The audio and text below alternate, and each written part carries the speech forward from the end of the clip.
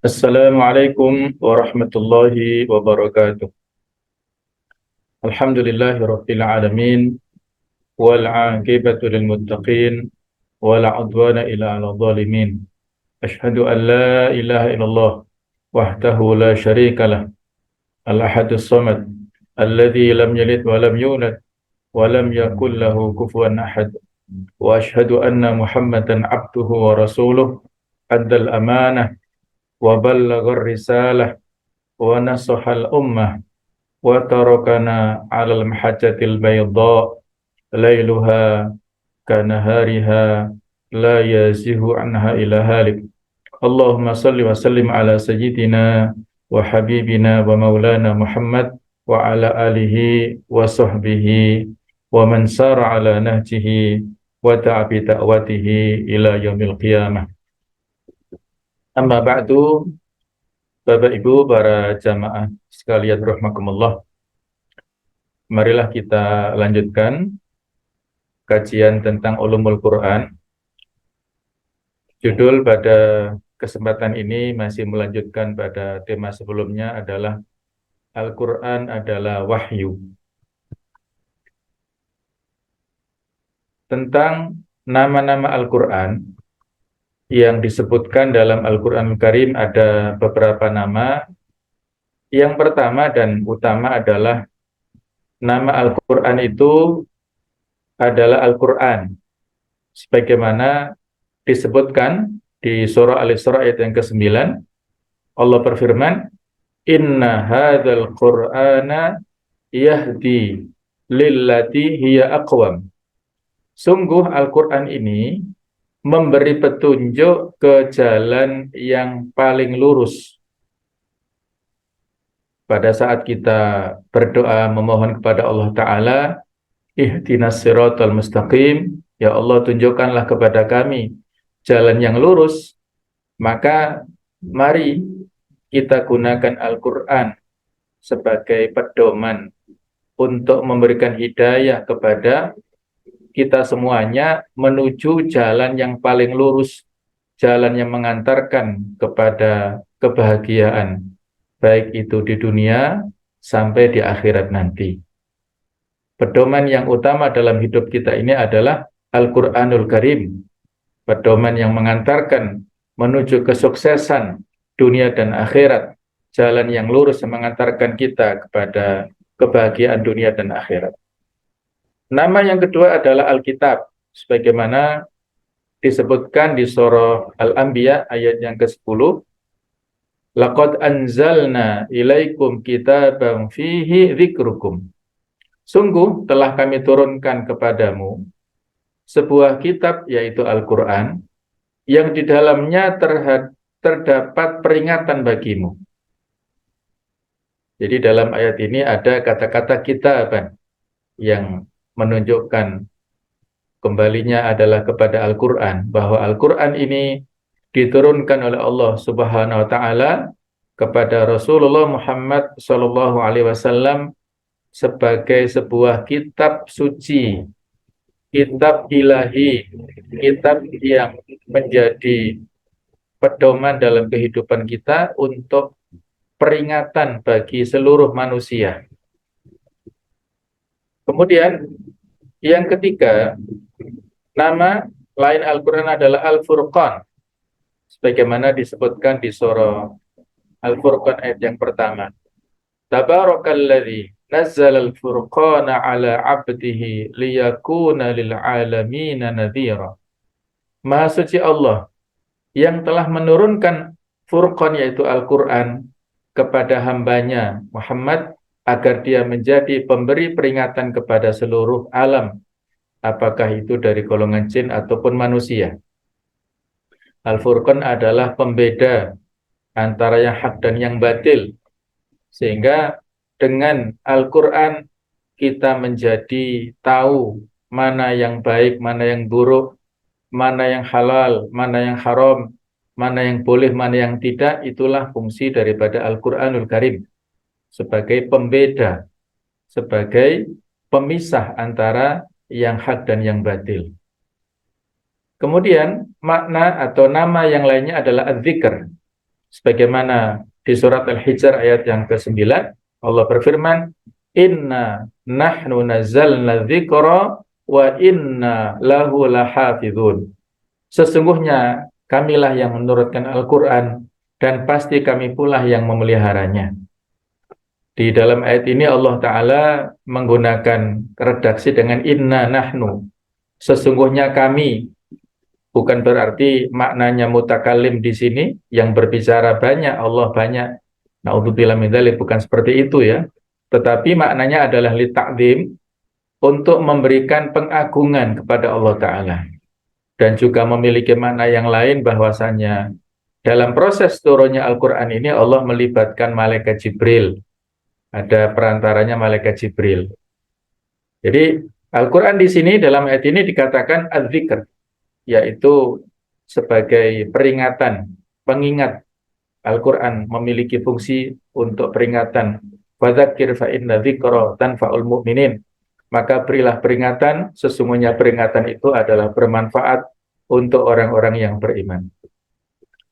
Nama yang lainnya adalah At-Tanzil, sebagaimana di surah Asy-Syu'ara ayat 192, wa innahu latanzilu rabbil alamin.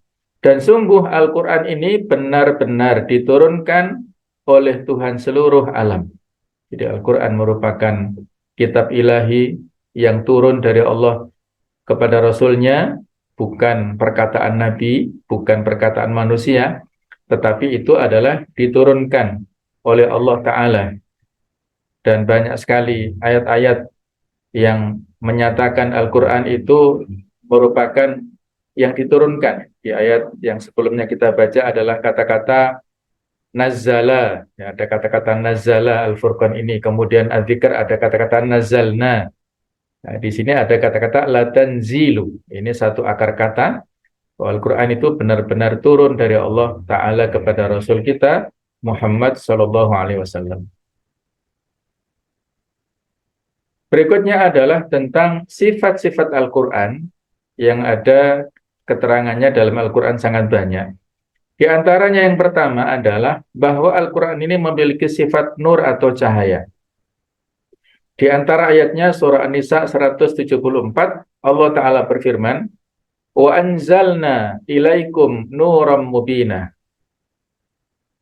yang artinya lebih lengkap, wahai manusia, sesungguhnya telah datang kepadamu bukti kebenaran dari Tuhanmu, dan telah kami turunkan kepadamu cahaya yang terang benderang, nuran mubina, cahaya yang bisa menerangi gelapnya kehidupan dunia.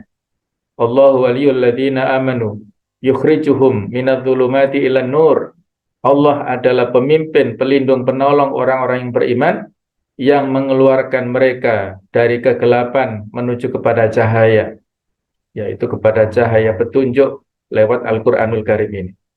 Yang kedua adalah disebutkan satu ayat tapi memiliki beberapa maksud ataupun penjelasan tentang sifat. Ada huda, yaitu petunjuk, ada syifa atau obat, ada rahmat atau kasih sayang rahmat, dan ada juga mau'idhah, nasihat. Di surat Yunus ayat 57, ya ayyuhan nas qad ja'atkum mau'idhatum mir rabbikum wa syifaa'u lima fis sudur wa huda wa rahmatul lil mu'minin. Wahai para manusia, sesungguhnya telah datang kepadamu pelajaran dari Tuhanmu dan penyembuh dari berbagai macam penyakit di dalam dada, dan petunjuk serta rahmat bagi orang-orang yang beriman. Jadi dalam ayat ini ada kata-kata yang menunjukkan sifat Al-Quran. Yang pertama mau'idhah, nasihat, bahwasanya Al-Quran itu adalah nasihat, sebagaimana hadis dikatakan ad-dinun nasihah, agama itu intinya adalah nasihat. Para sahabat bertanya, liman ya Rasulullah, untuk siapa? Maka Rasulullah menjelaskan, lillahi wali kitabihi wali rasulihi wali a'immatil muslimina amatan, yaitu nasihat kepada kaum mukminin untuk ditujukan supaya mereka beriman kepada Allah, kepada kitabnya, kepada rasulnya, dan juga nasihat ini diperuntukkan kepada pemimpin-pemimpin kaum muslimin secara umum, supaya mereka tunduk dan patuh, amanah, serta istiqomah dalam kebaikan. Jadi Al-Quran itu merupakan nasihat mau'idhah yang datang dari Allah sebagai petunjuk jalan kita semuanya. Juga Al-Quran merupakan syifa, bukan semata-mata obat. Kalau obat ini bahasa Arabnya dawa. Kalau syifa itu adalah penyembuh. Allah Ta'ala berfirman, wa nunazzilu minal Qur'an ma huwa syifa wa rahmatul mu'minin. Dan kami turunkan dari Al-Quran ini tidak ada lain adalah merupakan penyembuh dan rahmat bagi orang-orang yang beriman. Jadi Al-Quran memberikan kesembuhan dengan izin Allah, baik itu penyakit secara jasmani ataupun secara rohani. Penyakit jasmani, pada saat seseorang sakit, dia berdoa memohon dengan bacaan Al-Quran, dia bertawasul dengan bacaan Al-Quran, insya Allah akan diberikan kesembuhan. Sebagaimana dulu kisah ada sekelompok para sahabat yang berjalan dalam sebuah safar, dan di satu persinggahan kepala suku, kepala kaumnya tersengat oleh gigitan ular. Sudah diobatkan kemana-mana, ternyata belum sembuh. Maka oleh salah seorang sahabat ini, berdasarkan permintaan mereka, dibacakan surah Al-Fatihah, diruqyah dengan membaca surah Al-Fatihah. Alhamdulillah, dengan izin Allah bisa sembuh. Nah, dengan itulah kelompok sahabat ini dikasih reward, yaitu hadiah beberapa kambing ya. Kemudian pada saat mereka datang ke Madinah menceritakan kepada Rasulullah SAW, beliau mengiyakan dan mengatakan, wa mata tadri annaha raqiyah, kalian kok tahu kalau Al-Fatihah itu bisa memberikan ruqyah tadi ya, bisa menyembuhkan tadi ya. Jadi ini merupakan sunnah takririyah, ketetapan dari Rasulullah, menyetujui apa yang dilakukan oleh si sahabat ini, meruqyah dengan membaca surah Al-Fatihah. Jadi syifa, Al-Quran merupakan syifa, obat untuk penyakit fisik. Ada seorang ibu yang sudah lama sakitnya, sudah berobat kemana-mana, kakinya yang sakit ya, sampai dokter-dokter angkat tangan, akhirnya dibawa pulang ke rumah. Allah Ta'ala mengirimkan seorang ustadz yang mengajarkan Al-Quran. Awalnya ibu ini nggak bisa baca Quran, diajari sedikit demi sedikit, akhirnya lancar. Dan beberapa waktu berikutnya, ibu ini sembuh total dari sakitnya yang menahun itu. Dengan izin Allah, dengan wasilah Al-Quran, alhamdulillah bisa mendapatkan kesembuhan. Masya Allah, ya luar biasa. Kemudian Al-Quran merupakan rahmah, merupakan kasih sayang, rahmat karunia dari Allah Ta'ala kepada kita semuanya, nikmat yang besar. Dan juga Al-Quran adalah merupakan petunjuk huda, ya, petunjuk untuk seluruh manusia dan khususnya untuk orang-orang yang bertakwa.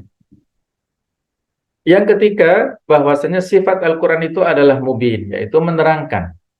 Sebagaimana di surah Al-Maidah ayat yang ke-15, qad ja'akum minallah nurun wa kitabun mubin. Sesungguhnya telah datang kepadamu cahaya dari Allah dan kitab yang menerangkan. Ini tiga sifat yang disebutkan dalam ayat tersebut, dan masih banyak lagi sifat-sifat lain sebagaimana yang disebutkan dalam banyak ayatnya, seperti mubarak. Al-Quran itu adalah mengandung keberkahan, yang diberkati, busyra, berita gembira, aziz yang mulia, yang perkasa, majid yang dihormati, kemudian basyir, pembawa kabar gembira, dan lain sebagainya. Jadi Al-Quran itu merupakan keberkahan yang bisa kita ambil manfaatnya dalam kehidupan kita. Siapapun yang menjadikan Al-Quran sebagai pedoman hidupnya, maka akan mendapatkan keberkahan. Dan Allah memuliakan kepada makhluknya yang dinisbatkan kepada Al-Quran. Di antara sekian banyak malaikat tidak terhitung jumlahnya, yang paling terhormat adalah malaikat Jibril, karena beliau adalah pembawa wahyu Al-Quran kepada Rasulullah Muhammad SAW. Di antara sekian banyak Rasul, yang paling terhormat adalah Rasulullah Muhammad SAW, karena beliau mendapatkan wahyu mukjizat berupa Al-Quranul Karim. Di antara sekian banyak bulan, 12 bulan yang ada, yang mulia adalah Ramadan. Kenapa? karena di dalamnya diturunkan Al-Quran. Syahrul Ramadan alladzi unzila fihil Quran.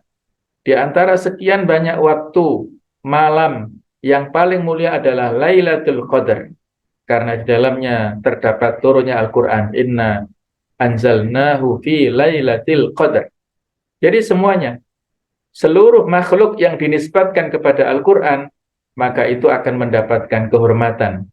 Dalam hadis diceritakan, innallaha yarfa'u bihadzal kitab aqwaman wa yad'u bihil akharin. Sesungguhnya Allah Ta'ala mengangkat derajat dengan Al-Quran ini pada satu kaum dan merendahkan yang lainnya karena tidak menghormati dan tidak menjadikan Al-Quran sebagai pedomannya. Para sahabat itu adalah generasi terbaik, khairu ummah, umat yang terbaik, karena mereka menjadikan Al-Quran sebagai pedoman hidup mereka, yang menjadi petunjuk jalan mereka. Mereka hidup dalam Al-Quran, mereka membacanya, menghayatinya, memahaminya, menghafalkannya, dan melaksanakannya dalam kehidupan. Maka kehidupan mereka penuh dengan keberkahan dan mendapatkan kemenangan yang luar biasa. Begitu pula kalau kita sekarang ingin meniru generasi para sahabat, ingin mendapatkan tempat yang terhormat, diangkat derajatnya Allah Ta'ala, maka marilah kita menjadi ahlul Quran, generasi Qurani. Mari kita hiasi Al-Quran dalam hidup kita, dalam rumah tangga, di lingkungan keluarga, di lingkungan masyarakat, sampai di lingkungan dalam melaksanakan pemerintahan. Hendaknya kita juga menjadikan Al-Quran ini sebagai petunjuk dalam kehidupan kita secara umum. Berikutnya adalah, jemaah sekalian, tentang karakteristik Al-Quranul Karim. Yang pertama, bahwasanya Al-Quran adalah kitab ilahi, kitab yang disandarkan kepada Allah Rabbul Alamin. Di antara dalilnya surat Hud ayat yang pertama, Alif Lam Ra, kitabun uhkimat ayatuhu thumma fussilat min ladun hakimin khabir. Alif Lam Ra, inilah kitab yang ayat-ayatnya disusun dengan rapi, kemudian dijelaskan secara terperinci, yang diturunkan dari sisi Allah yang maha bijaksana, maha teliti. Jadi Al-Quran itu kitab ilahi, kitab yang diturunkan oleh Allah Ta'ala, bukan kitab buatan Nabi Muhammad. Wahyu itu datang dari Allah Ta'ala, bukan buatan Nabi Muhammad. Millatun hakimin khabir. Dari sisi zat Allah yang maha bijaksana lagi maha teliti. Nanti dalam penjelasan-penjelasan tema-tema berikutnya bisa kita sampaikan contoh-contoh secara konkret Al-Quran yang diturunkan Allah Ta'ala secara berangsur-angsur sesuai dengan periode dan juga momentum-momentum yang diperlukan. Sehingga itu bukan karangan Nabi Muhammad sendiri, itu adalah kitab ilahi, wahyu yang diturunkan oleh Allah Ta'ala lewat malaikat Jibril. Yang kedua, Al-Quran adalah kitab suci yang terpelihara. Tadi sudah kita sebutkan surat Al-Hijr yang ke-9.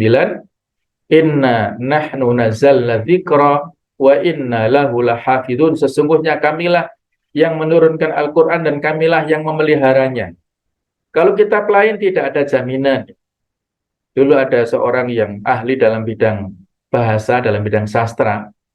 Beliau galau karena bingung memilih agama yang mana yang paling benar. Maka beliau melakukan eksperimen. Satu saat membeli kitab Taurat, disalin, ditambahkan, dikurangi, kemudian dijual. Ternyata laku, banyak yang beli. Pada tahap berikutnya, beliau membeli kitab Injil, disalin, ditambahkan, dikurangi, banyak yang beli. Nah, pada tahap berikutnya, beliau membeli Al-Quran, mushaf maksudnya, ditambahkan, dikurangi, ketika dijual, tidak ada satupun yang mau membeli. Karena terdeteksi, oh ini kesalahan, ini palsu, ini ayat yang salah. Sehingga beliau ini memiliki kesimpulan bahwasanya agama yang paling valid itu adalah Islam. Karena validasinya itu dari kitab sucinya. Kalau kitab orang-orang Yahudi dari Taurat ini tidak ada mana yang orisinil, dikurangi, ditambahkan juga tidak bisa dideteksi, berarti banyak penyimpangannya. Demikian pula orang-orang Nasrani yang berpedoman pada kitab Injil, kalau tidak ada kitab yang asli, yang valid yang mana, ada pengurangan, ada penambahan, maka bisa dipastikan ajarannya juga banyak melakukan penyimpangan.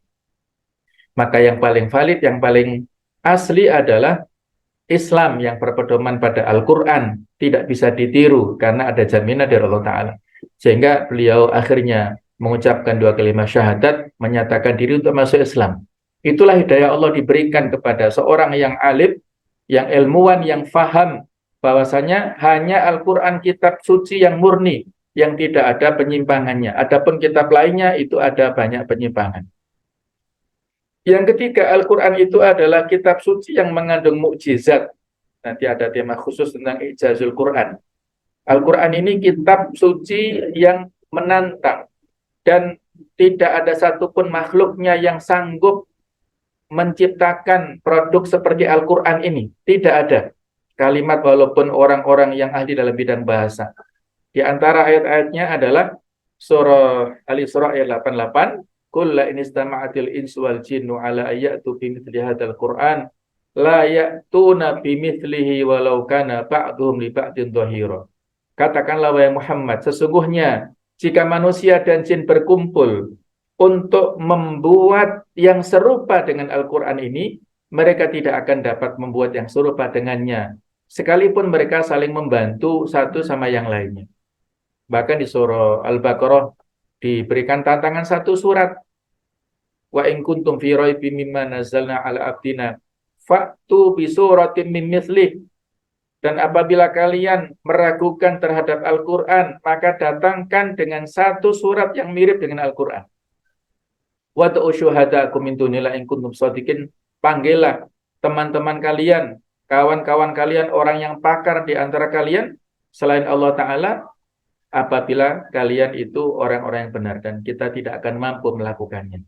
Inilah mukjizat yang ada dalam Al-Quranul Karim, yang tidak mampu dibuat oleh makhluk semacam apapun, apakah dari golongan jin atau manusia. Yang keempat, Al-Quran adalah kitab suci yang menjadi penjelas dan dimudahkan pemahamannya. Seperti disebutkan surat Al-Qamar ayat ke-17, وَلَقَدْ يَسَّرْنَا الْقُرْآنَ لِلذِّكْرِ فَهَلْ مِن مُدَّكِرٍ. Dan sungguh telah kami mudahkan Al-Quran untuk peringatan, maka adakah orang yang mau mengambil pelajaran. Al-Quran ini mudah kita pelajari, mudah kita baca, mudah kita fahami untuk ayat-ayat muhkamat. Maka mari kita mempelajarinya. Bahkan perluasan dari tafsir ayat ini adalah mudah untuk diingat, mudah untuk dihafalkan, mudah untuk kita ambil pelajaran, sehingga tidak ada kata terlambat untuk berinteraksi dan berakrab dengan Al-Quranul Karim, menjadi peringatan bagi kita. Kitab yang menjadi penjelas dan dimudahkan untuk kita fahami. Yang kelima, Al-Quran adalah kitab suci dan lengkap. Wa nazzalna 'alaikal kitaba tibyanan likulli syai', An-Nahl 89. Dan kami turunkan Al-Quran ini kepadamu untuk menjelaskan segala sesuatu. Al-Quran merupakan kitab yang syamil, yang lengkap. Yang kalau kita klasifikasi hukumnya secara umum ada dua. Yang pertama adalah ahkamun yuradu biha iqamatuddin, hukum-hukum yang dimaksudkan untuk menegakkan agama. Itu ada dalam hukum-hukum akidah. Kemudian ada juga hukum-hukum yang kaitannya dengan ibadah, itu masuk pada iqamatuddin. Kemudian yang kedua adalah ahkamun yuradu biha tanzimud daulah, hukum-hukum yang bertujuan untuk menata pemerintahan.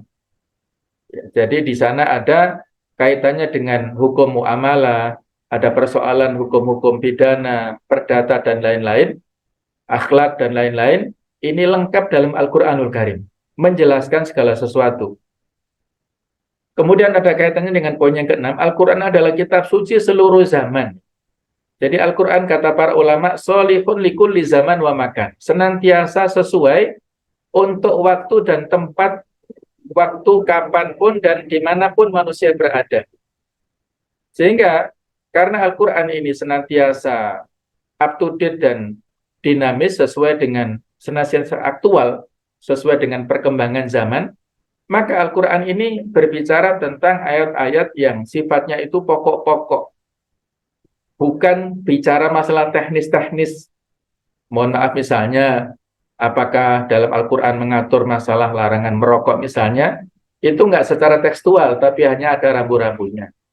Apakah dia dalam Al-Quran mengatur tentang masalah bayi tabung misalnya.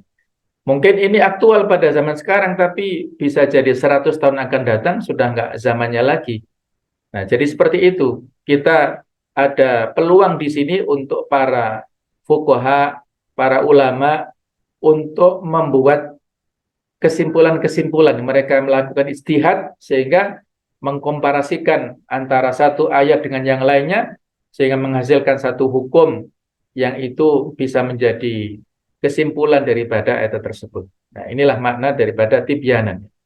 Dulu pernah ada seorang yang bertanya kepada Umar, wahai Umar, apakah ada dalam Al-Quran itu resep membuat roti? Wah, ini pertanyaan aneh, usil ya.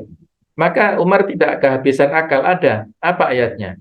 Ayatnya adalah fas'alu ahla dzikri in kuntum la ta'lamun.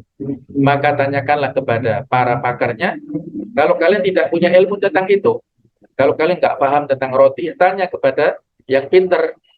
Kalau kalian tidak paham tentang masalah teknik, ya, misalnya teknik sipil, bagaimana membuat bangunan yang kokoh, ya tanyakan kepada para ahli dalam bidangnya. Kalau kalian tidak paham tentang masalah agama, ya tanya pada para ulama yang pakar di bidangnya. Nah, itu berarti mewakili ya sekian banyak persoalan yang ada dalam hidup yang senantiasa dinamis ini. Yang ketujuh, Al-Quran adalah kitab suci bagi seluruh umat manusia. Di antara ayatnya, in huwa illa dzikrul lil alamin. Surat Shad ayat 87. Ini juga disebutkan di surat yang lainnya, ada di surat Yusuf, ada surat At-Takwir. Yang kita sebutkan ini adalah surat Shad ayat 87.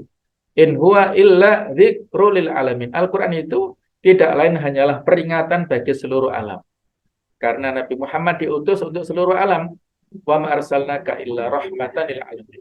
Tidaklah kami utus Tuhan Muhammad kecuali sebagai rahmat untuk seluruh alam. Beliau bukan hanya rahmat bagi orang-orang mukmin saja, apalagi orang mukmin Arab saja, bukan, tetapi untuk seluruh manusia dan juga golongan jin, untuk seluruh alam ini. Maka Al-Quran juga demikian, sebagai kitab suci bagi seluruh manusia. Berikutnya ada penjelasan tentang perbedaan antara Al-Quran dengan hadits qudsi. Yang pertama, Al-Quran ini merupakan mukjizat, sesuatu yang bisa memberikan tantangan dan bisa melemahkan segenap kemampuan manusia. Sementara hadits qudsi ini tidak mengandung mukjizat. Jadi hadits qudsi, hadits yang disandarkan kepada Allah Ta'ala lewat Rasulnya, ini tidak mengandung mukjizat. Yang kedua, Al-Quran disandarkan langsung kepada Allah, sementara hadits qudsi disandarkan secara nisbi, tidak secara hakiki, disandarkan kepada Allah secara nisbi. Yang ketiga, Al-Quran ini mutawatir dalam hal periwayatan, artinya pasti sahih, perawinya banyak, tidak diragukan lagi keabsahannya. Dari surah Al-Fatihah sampai An-Nas ini semuanya sahih ya, semuanya benar. Sementara hadits qudsi ini kebanyakan hadits ahad. Hadits ahad ini bukan hadis yang mutawatir, tapi secara derajat ada yang diterima sahih atau hasan, ada yang ditolak yaitu dhaif, bahkan ada sebagian hadits qudsi yang maudhu, hadits buatan-buatan manusia biasa, ulama biasa ya. Jadi kalau yang sahih kita terima, kalau yang tidak sahih atau yang dhaif atau dalam hal ini ada catatan panjang ya.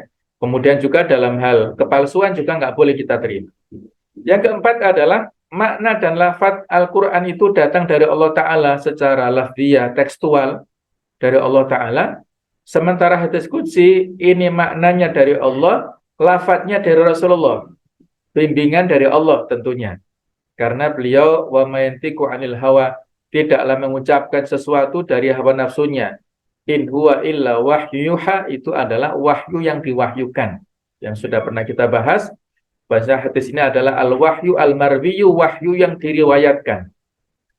Yang kelima, Al-Quran ini membacanya adalah ibadah. Satu hurufnya kita baca alif lam mim 3 huruf, maka dengan itu kita mendapatkan masing-masing 10 pahala. Kalau kita baca alif lam mim berarti 3 huruf kali 10 berarti ada 30 pahala di dalamnya. Sementara hadis qudsi ini membacanya adalah kebaikan secara umum. Kalau kita niatkan untuk mencari ilmu, untuk mendapatkan informasi dan kita amalkan, insya Allah mendapatkan pahala bagi kita yang membacanya.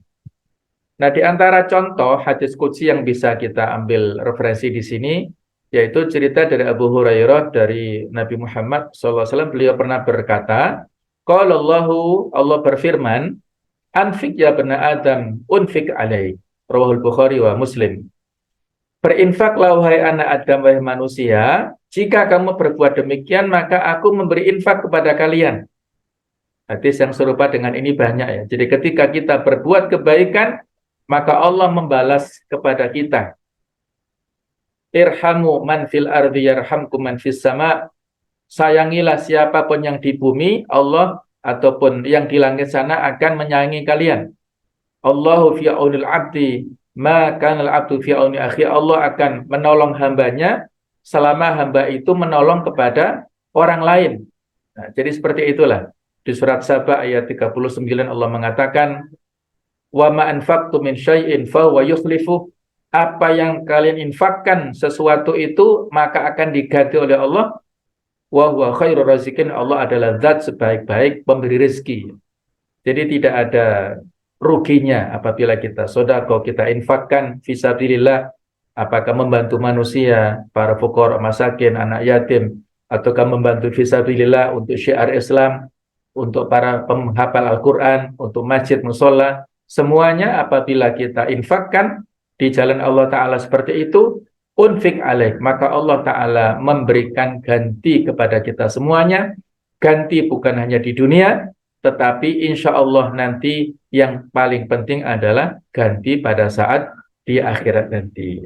Demikianlah penjelasan tentang Al-Quran. Ini merupakan wahyu dan insya Allah nanti akan kita lanjutkan pembahasan berikutnya tentang pengertian wahyu secara bahasa dan istilah, kemudian proses turunnya wahyu dan lain sebagainya. Mudah-mudahan ada manfaatnya. Mohon maaf atas segala kekhilafan. Subhanakallahumma bihamdik, asyhadu alla ilaha illa anta astaghfiruka wa atubu ilaik. Wassalamualaikum warahmatullahi wabarakatuh.